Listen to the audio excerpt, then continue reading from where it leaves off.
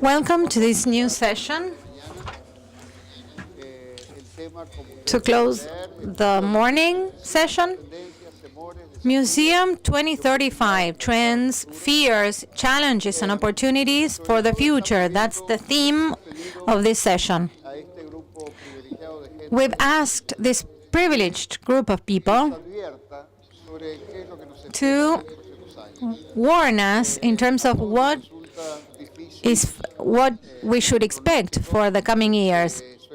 It's always very hard to forecast, especially in an age where times are short. So fears could also be tremendous. So there are signs, there's evidence that show us that society is changing. Society is changing very fast, same as how all the environmental movement is being hit. What we're doing is not as efficient as it should be. So museums have no other chance, no other possibility but to change in order to live through this current process.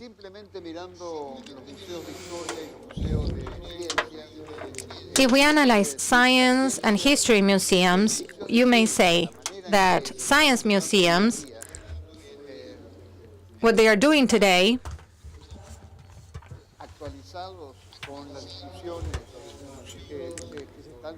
we should wonder, are they updated in terms of the phenomena that it's affecting us directly and that are happening around the world? Even stuffed animals in museums, are they part of the dialogue with visitors when an orangutan has been declared a non-human subject and through a judicial order it has obtained a legal status that will allow it to be freed? We're talking about an orangutan, a female orangutan from a zoo, that is going to be sent back to the Brazilian jungle based on a judicial order. We could talk about minerals, we could talk about fauna, vegetables. What's the influence of the extraction policy on the environment? An extraction policy that is funding the economies of most of our countries. And the history museums are still based on the battles of the 19th century. So are we updating our museums? Are we legitimizing our history through identification with those 19th century battles? Or are we leaving a void for our visitors? And there, I didn't enter into detail in terms of other problems that visitors have, as we heard about yesterday, when it comes to community museums, for example, social museums. Museums that have to face terror and find ways of representing it. I believe that this is evidence that comes to show that museums are changing. How are museums going to come to 2035? Where will they be standing, if we are standing by then? And how are we going to try and cope through those years? Fortunately, there's 4 people with us today, and I believe that we are very happy to have them here because they add a multiplicity of standpoints. Néstor García, Canclini, as I told you yesterday, he's one of the anthropologists and culture thinkers of most relevance in Latin America. He's an Argentine who lives in Mexico for many years now, and he keeps coming back to Argentina every once in a while. But there's also here with us, or we are unlucky because Néstor couldn't come. He has laryngitis, so he cannot speak. But fortunately, what he was going to tell us was in writing. And Ana Rosa Mantecón is here with us. She has worked with Néstor extensively for the past 20, 30 years. She knows the way he thinks. They have done research together, and she's going to read Néstor's writing. Silvia Singer will come next. She comes from Mexico. She runs the Interactive Museum of Economics in Mexico. It's a very important museum, spectacular in terms of how interactive it is when it comes to a topic that is so abstract as economics. David Fleming is the director of the Museum Association of the United Kingdom and the director of the Liverpool Museum. It's a pleasure to have him among us because he has a perspective of one of the countries that has renewed itself in museum language. And Seb Chan, who has defended and won a judicial procedure, he's a guru of new technologies. So he will share with us his standpoint. He's an Australian, and although he has lived in New York for some years now, which wasn't a bad thing for him, actually. What are the characteristics of current museums that will become accentuated? What new roles do we expect for museums? What other roles will be developed in the future? It's impossible to forecast in 2015 how culture, geopolitical relations, technological innovations, publics will be in the future in 2035. Those elements that make museums what they are today.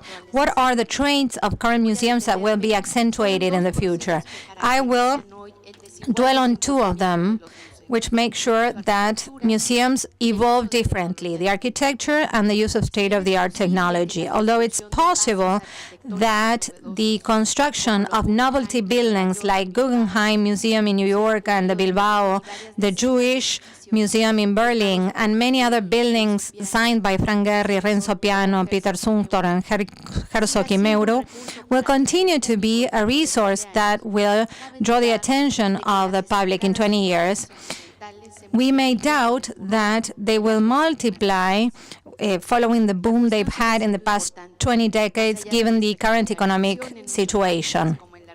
In Argentina, for example, most of the museums are located in buildings that were not built for such purpose, and they are adapted as they can. The proliferation of museums that could be mistaken for shopping malls or airports that showcase movies, they have removed this epiphanic sense in museums. So curatorial work will replace this. Another history is happening in Arab world and in China, where last year almost 300 new museums were built, one per day, echoing their capability of collecting. So the purchase of Occidental artwork will have a purpose in globalization. Will it help us understand interculturality? Will it help us understand migration, to work with the heritage of the others? It's also a core challenge for Western museums.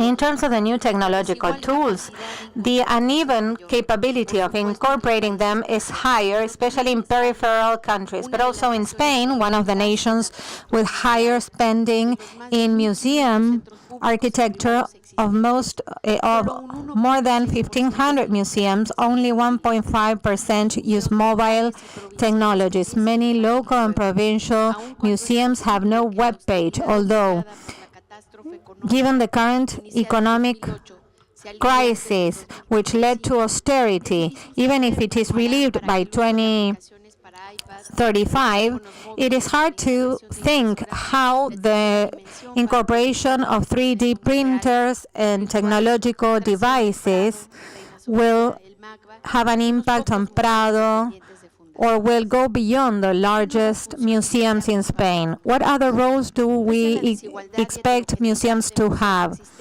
In spite of the heterogeneity of current museums, interculturality is a challenge that we face in the coming decades. To different extents, we can say that a museum is a point of view in a global conversation, be it local, national, public, private, art-related, scientific, historic.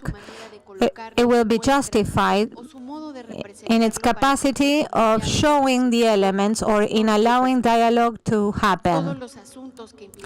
All matters related to a museum, construction of the scene, the spectacle, the show it showcases, the technologies they show and they use, how they appeal to their visitors will be better formulated if we wonder what conversation are they trying to generate? When we talk about interculturality, I'm thinking about the changes of different cities, exchanges with their neighbors and distant cultures that through globalization have become closer. I also think about internal diversity, not only ethnic and regional. We understand interculturality as a confrontation of different ways to access to contemporary and historic elements, what happened between natives and digital migrants. If we stop conceiving museums as a creator of identities, their collections are important as a collective process and also as a communicational experience in building conversations between different people. This roots them in the local scene as international interlocutors. 3, we need to conceptualize museums as a place for dialogue, a fora. This will change participants, the design, the program. It's not about what the works say or the building says. The effective or virtual publics, the expanded society, plays a major role, even a high role as co-constructors. This has a consequence when we analyze publics. In addition to surveys, we need to have ethnographic studies and analysis. Gustavo Guntix, following the micro-museum experience, says that a museum is not a location but a space, civic, social, cultural, and political in the best sense of the word. Thank you very much. Where will we be in 20 years? What do we want for 2035? There are a couple of assertions that I've heard throughout these days and that I'm sure we all share.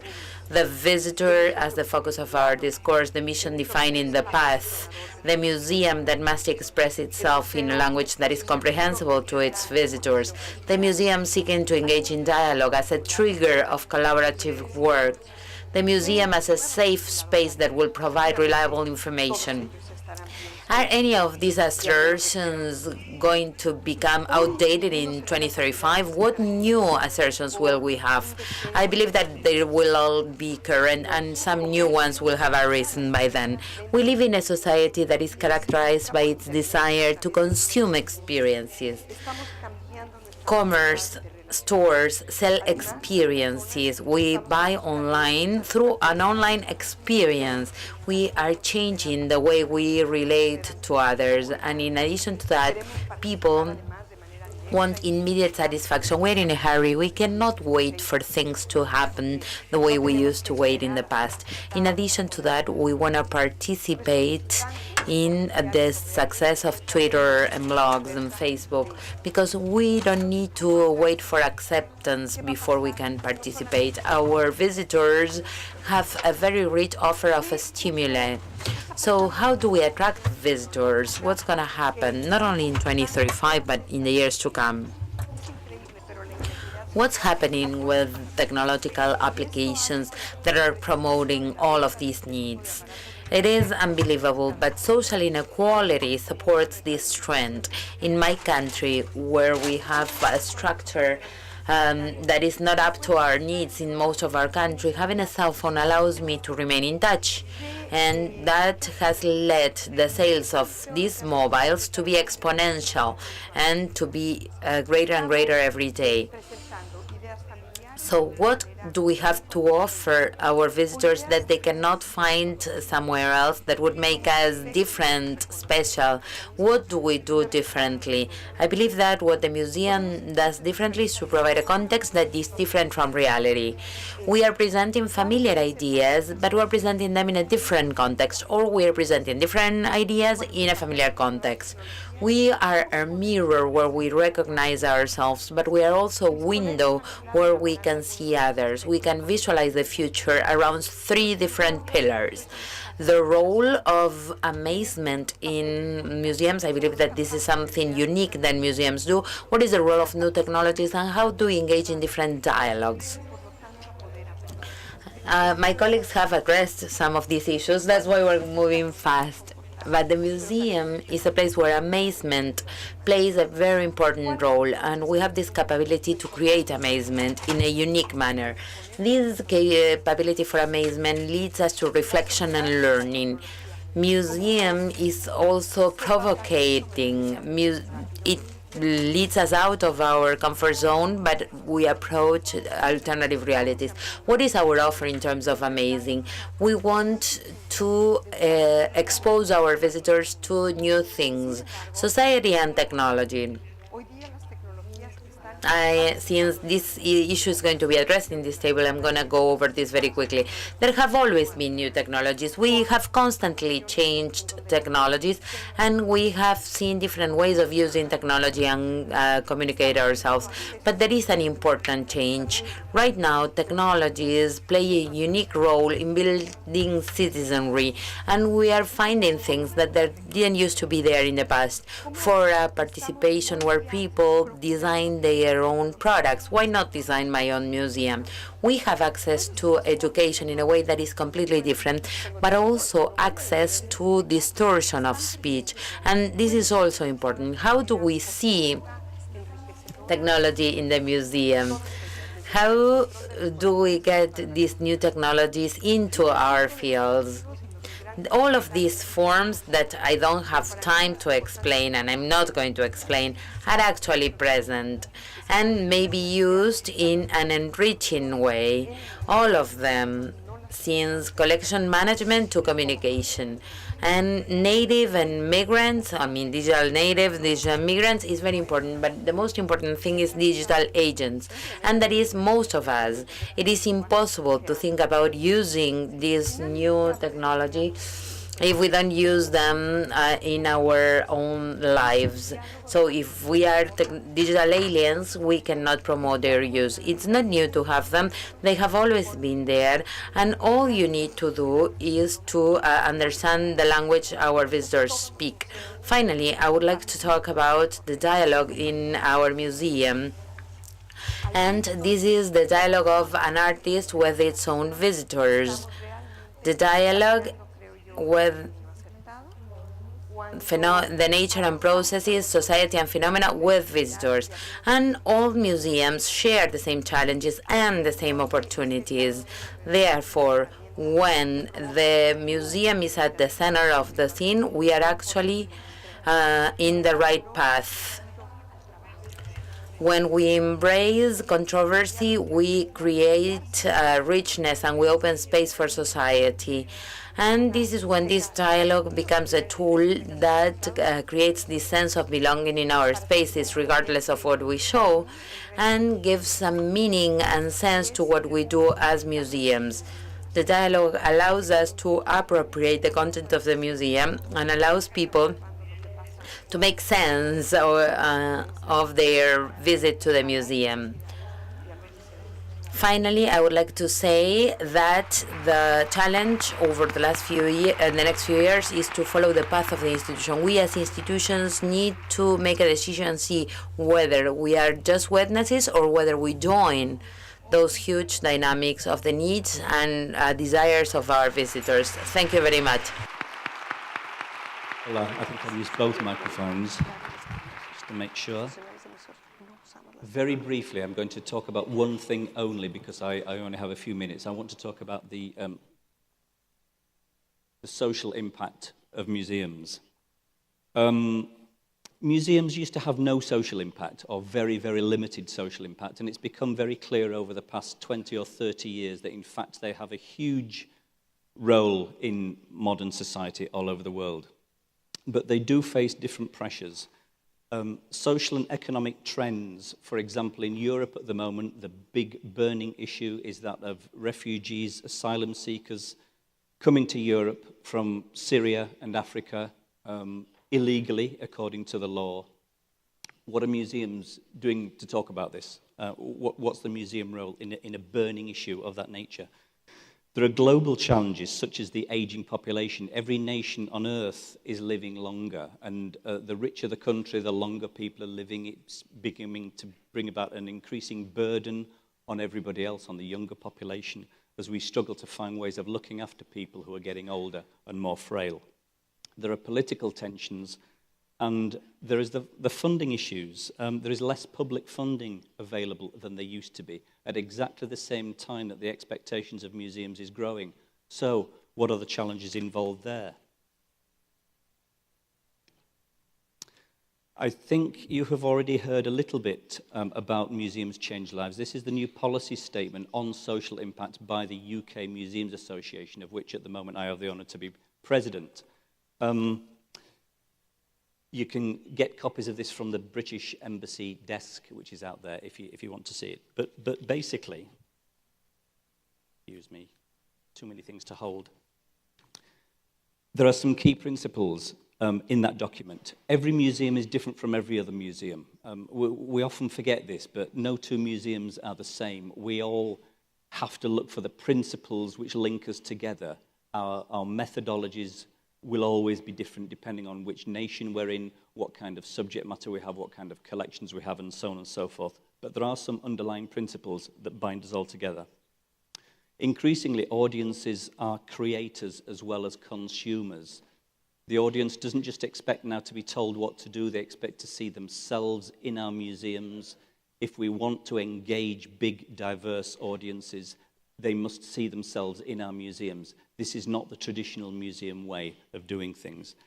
And these next 4 points are particularly important. Museums foster questioning, debate, and critical thinking.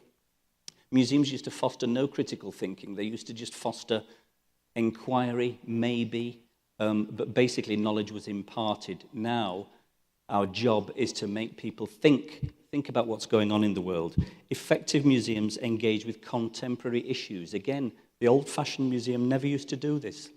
It used to avoid contemporary issues because they're all very difficult and they're irresolvable.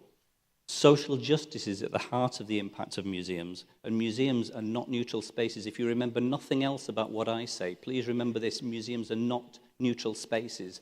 This is a handicap which museum people have given themselves for many years, trying to pretend that somehow or other we're different from everywhere else on the planet, and that we can avoid contemporary issues and we can be neutral. It's simply not true. I want to give a couple of very brief examples of museums in action. This is a positive example. The Museum of International Democracy, currently being built in Rosario, in this nation. A fabulous project in a nation which has, shall we say, an interesting relationship with democracy in the 20th century. What a brave thing to do. And this is exactly the kind of initiative which is happening all over the world, increasingly, even in a country like Argentina, looking at democracy. But I want to give you another bad example of the kind of pressures that we're facing. You're probably not aware of this in the Americas, but there was a recent issue in the UK of a museum selling an item from its collections for a significant sum of money, £15.8 million, which is an awful lot of money in anybody's language. To cut a long story short, the behaviour wasn't good, the behaviour was bad, the authority which sold the collection has been discredited. There's a lesson there for us all. Be very careful in the face of these new pressures how you behave. Don't neglect the good old virtues of museums, of behaving in an ethical fashion at the same time as adopting new practices that will make us more and more relevant. That's the end of what I want to say. Thank you.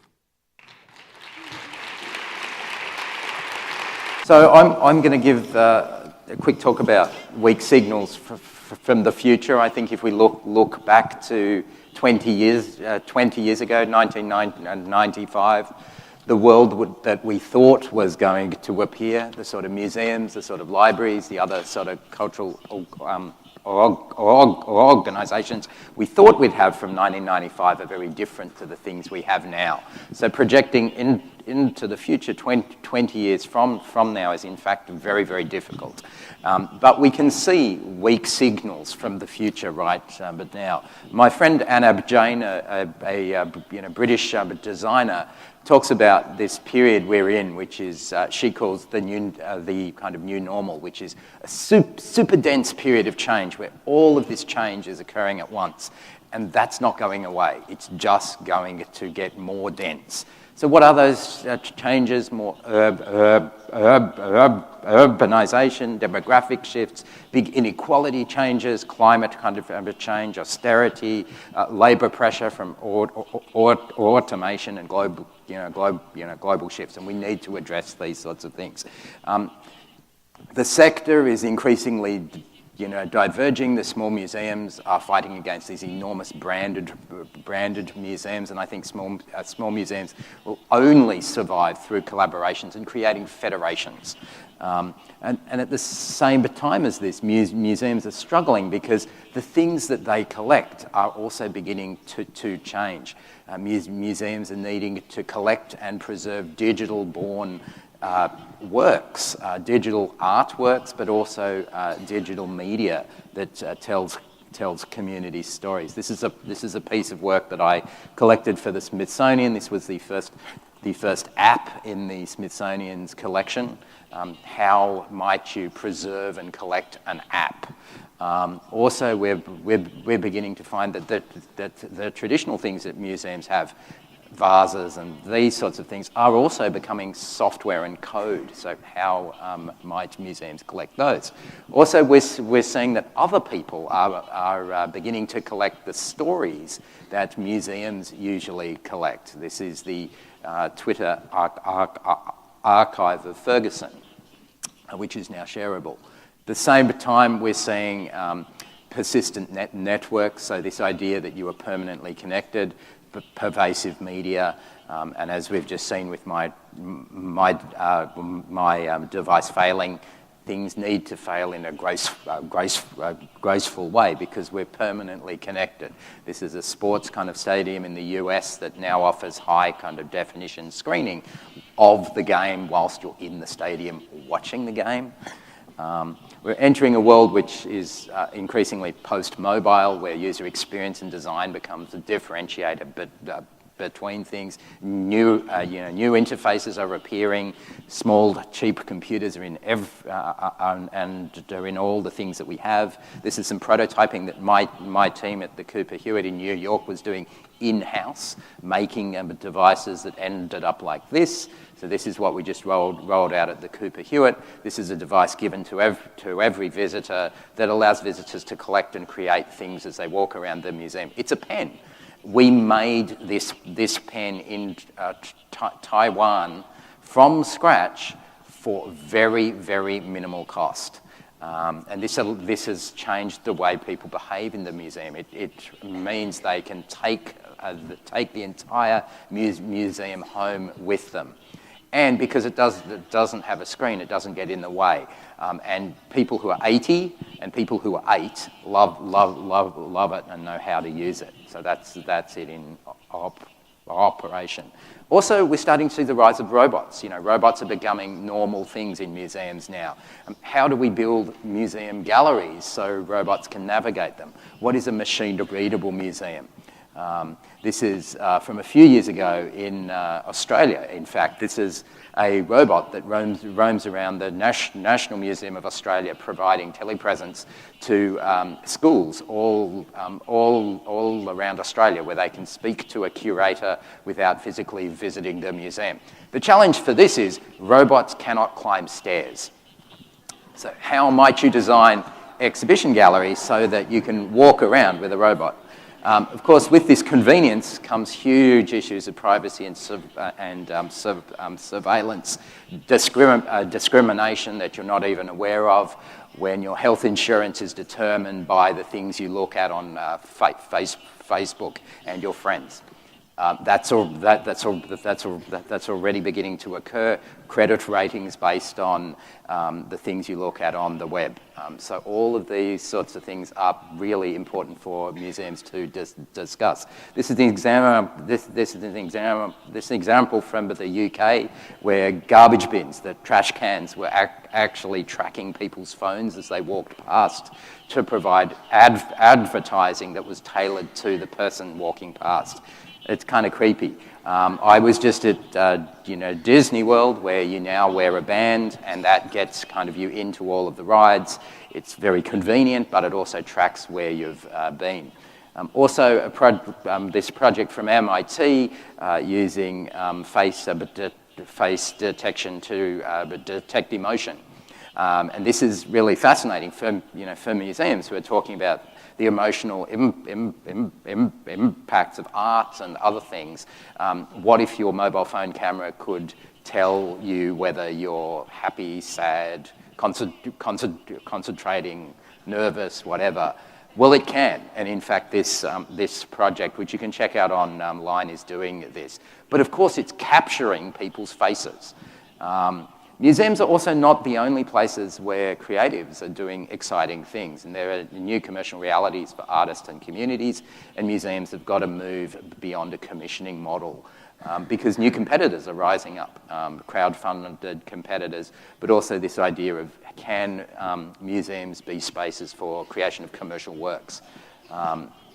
Because if we don't do these kind of things as public or organisations, private ones will step into the gap and begin to take some of the things that make museums unique away from us. Thanks a lot. You say that it was predicted that there was going to be too much density in innovations, and is that happening? And what's the consequence? Le estoy preguntando que él dijo que se había predecido mucha densidad en las innovaciones y que esto no era manejable, o sea, un poco como lo que decía Nun, es tanto lo que se recuerda que por último no se sabe discriminar. ¿Y esto está pasando? Is that happening? The superdensity is not necessarily of innovation, but the superdensity of change. We have all of these pressures all occurring simultaneously so fast that we don't, as a society, have time to reflect on what each of those changes are causing for us. Changes in technology, migration changes, globalization, labor issues, all of these things, civil wars, they're all occurring simultaneously with climate kind of change. And I think museums are very needed spaces for discussion of these issues. But museums are very slow to react. And I think what David was saying was, is museums need to be able to have a position on contemporary issues, because the public needs us as social spaces to just discuss and to test ideas, because we have nowhere else to do it. The media has become increasingly balkanized as well, and we can't, there's nowhere to go to. And you find that museum could be that social Could the museum be that social space? Si el museo podía ser ese espacio social. It could be. I don't think it is, but it could be. I think there are examples, small examples of where it is becoming that. But it's the exhibition model is not a sustainable one for those sorts of discussions, because exhibits are slow to make, and I think unless we take a position on things, they're hard to fund as well. Me gustaría saber, I'd like to know, in England, I've seen, for instance, that in some museums, such as Victoria and Albert, it might be one of the museums that I like best because of the objects it has. But I also see that there's a trend to renew the way those objects are presented. Do you believe that in museums in England, is there a trend to transformation, or do objects still prevail? I think objects will always be central in museum work. They're very important, but they're not the only medium for transmitting information. And I think it's becoming clearer today that if you rely solely on objects to communicate messages, you're limiting yourself. And I think that many British museums are discovering this, hence the need to reinterpret. Different generations will always have different perspectives on objects. They'll always have new things to say.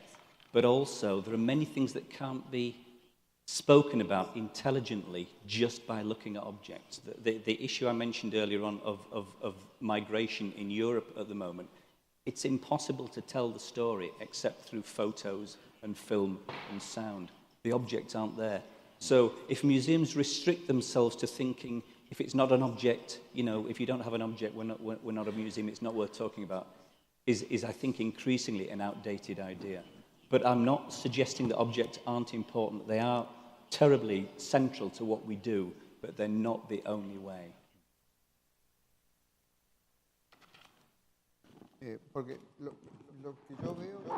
Because what I see is that the 20th century museum has something very positive to it, which is the possibility of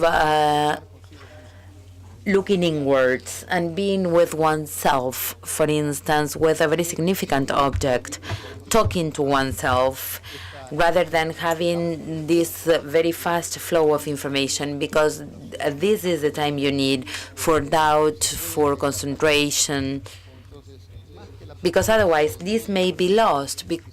So rather than the presence, we might be talking about time. Does anyone want to add anything? Because if no one... Yes.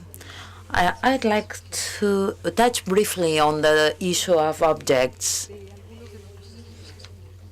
in connection with interactive museums, because I think that the time where the visitor faces an interactive experience at the museum, and when this interactive experience is designed in a conscious and thought-of manner with museum theory behind it and a specific purpose, what that visitor actually finds is materialization of part of our patrimony, and that is a fundamental point of it, which are ideas. Therefore, that interactive experience that the visitor faces is actually one object of the museum as well. Why? Because this is the objectivization of an idea, something that was at some stage abstract, and we found a way to communicate it by showing this experiment, by showing this phenomenon, or by reproducing the path of whoever thought of that. Therefore, they are not toys, and it's not use of technology just per se. It's one way of communicating other part of our patrimony, our ideas. I have a question about the exhibits on the refugee issue in Europe and how you get funding for that and where do you do it? I was wondering whether there's any sort of exhibits on migrations, migrants, and refugees in Europe. Is there anything going on right now? And if there are any such exhibits, and talking about the migration policy that of some countries that are so close, I mean, are those exhibits more interesting in some other spaces that are not museums? And this question is for, can't remember your name, I'm sorry.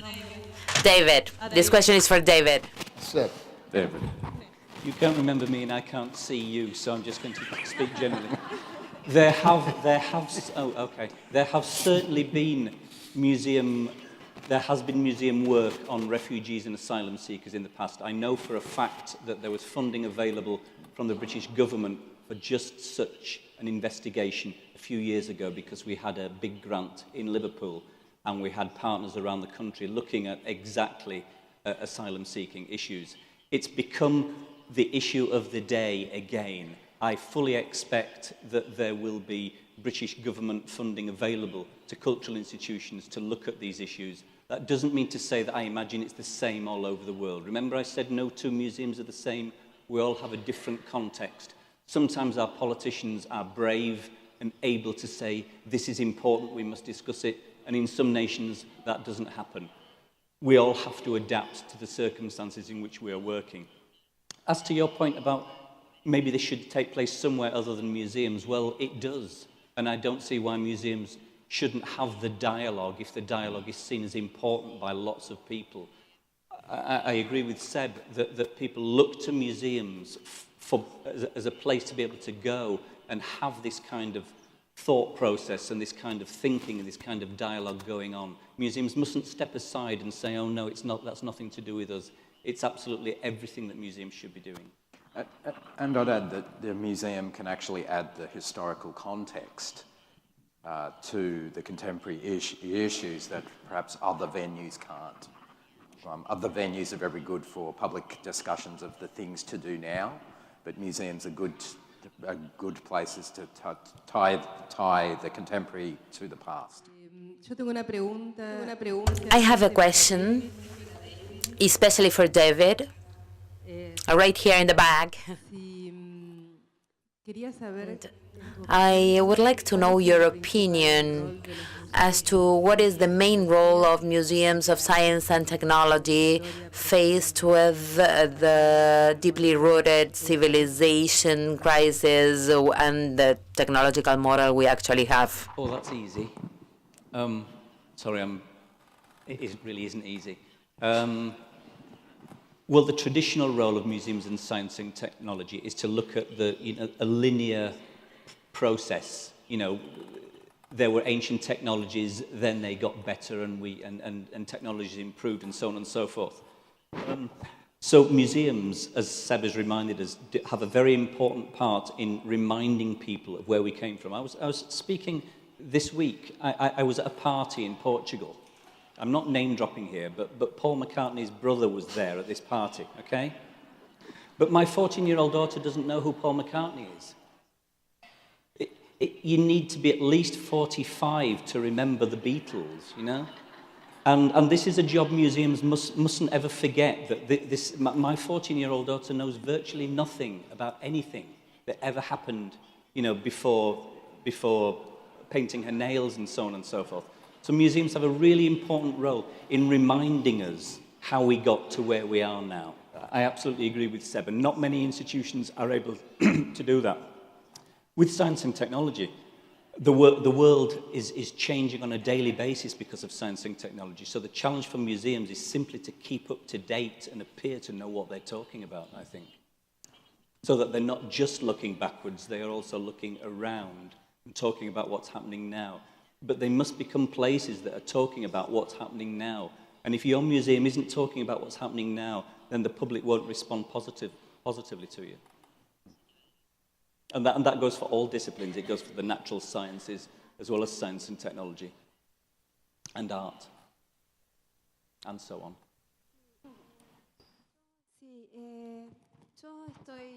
I pretty much agree with everything that's been said. Yesterday, in one of the presentations, someone said that we museums show only 10% of our whole collections. Seb Chan was just saying that exhibits as such were only to display objects were something of the past. So what do we do with our collections?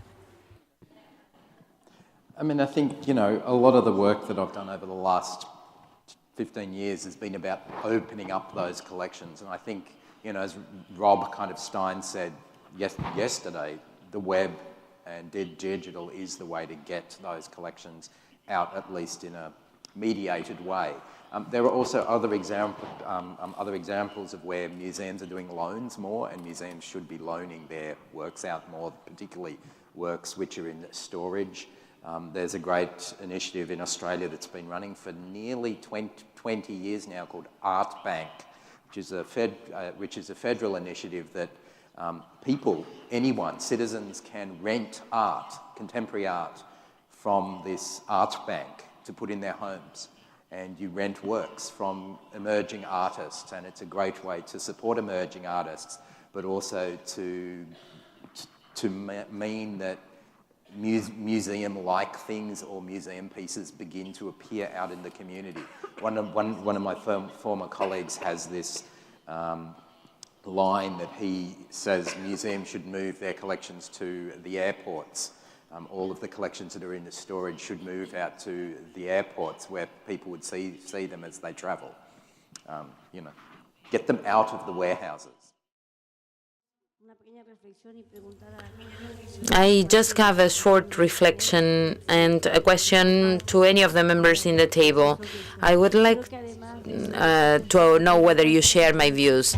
In addition to these spectacular buildings and all these technologies that we've discussed and that we embrace, and I agree that they are more and more present and they are going to be more and more present in our museums in the future, I also believe, and that's what I want to know whether you share, is that this progress in the field of human rights, especially in connection with the rights of originary peoples and anthropology museums, I believe that this has not created a dialogue, but instead it has given rise to conflict in many opportunities.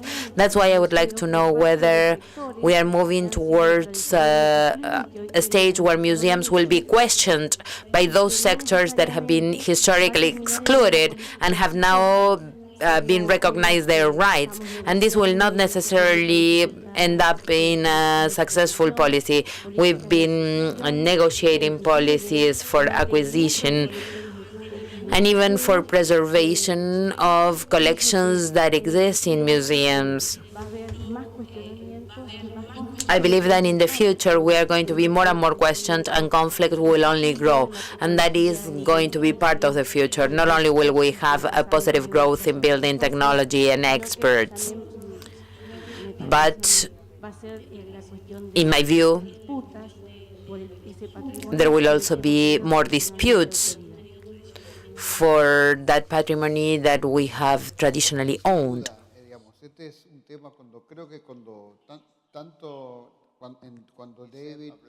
This is something that both David and Seb talked about, that are these conflicting issues.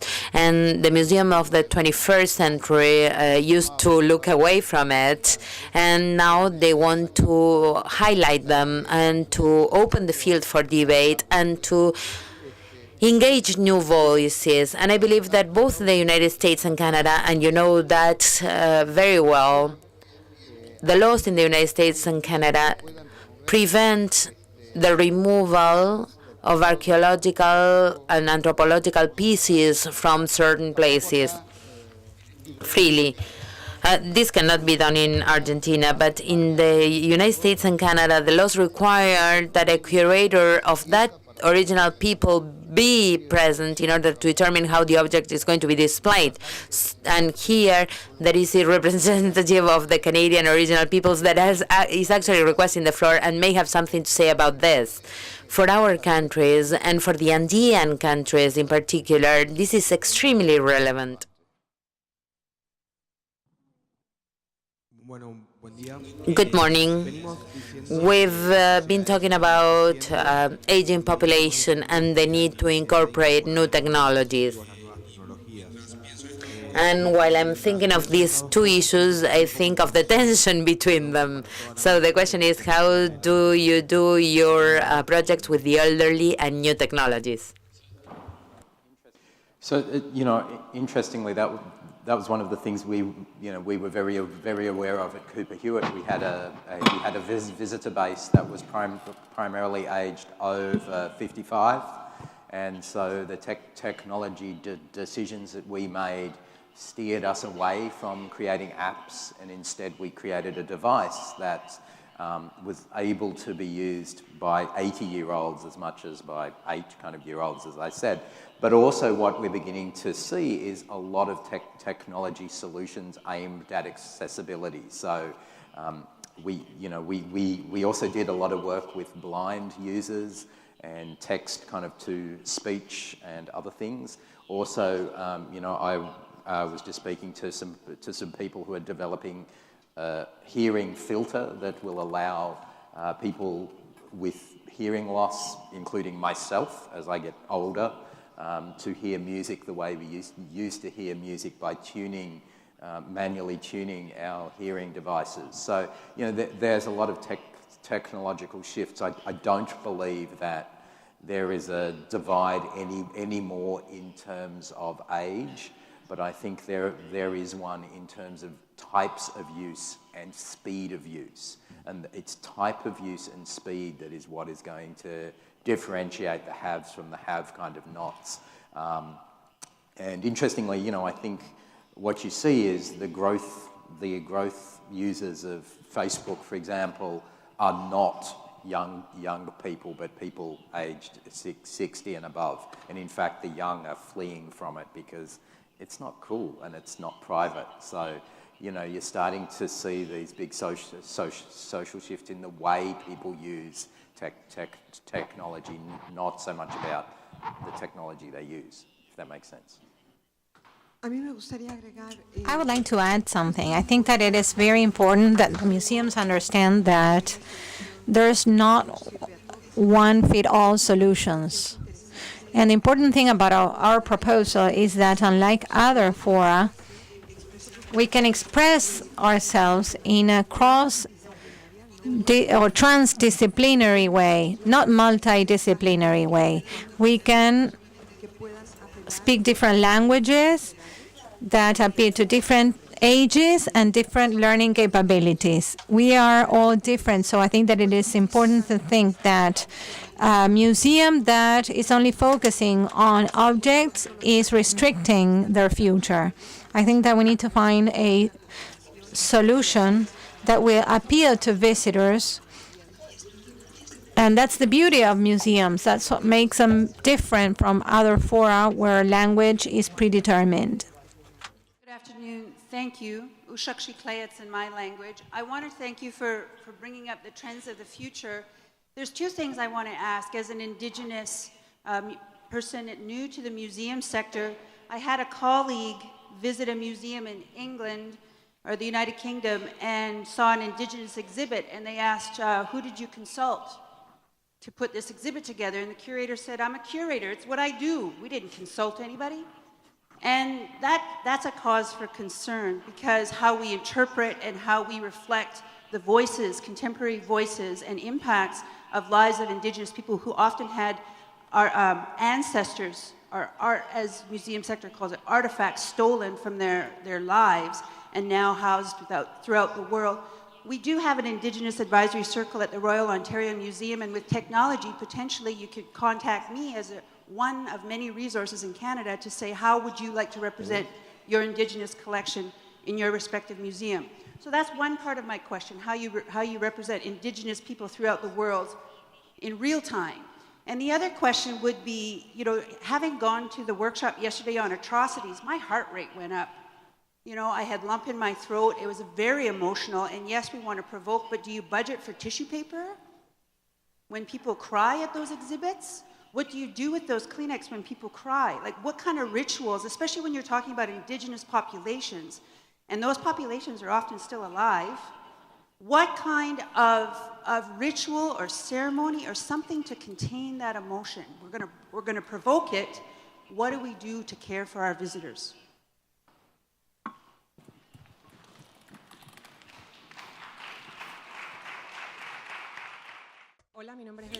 One more question. I'm Veronica. I come from Venezuela. My question has to do with transdisciplinary practice. I'm an architect. That's my background, and I'm highly visual. And I've seen through the seminar that all presentations are very simple. And I think that the world is changing in this regard.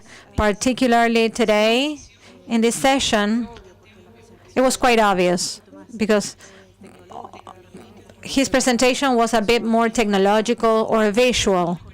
And I think that it is important to work as a team. I come from a very small museum where we work close to each other. There's no other way of working.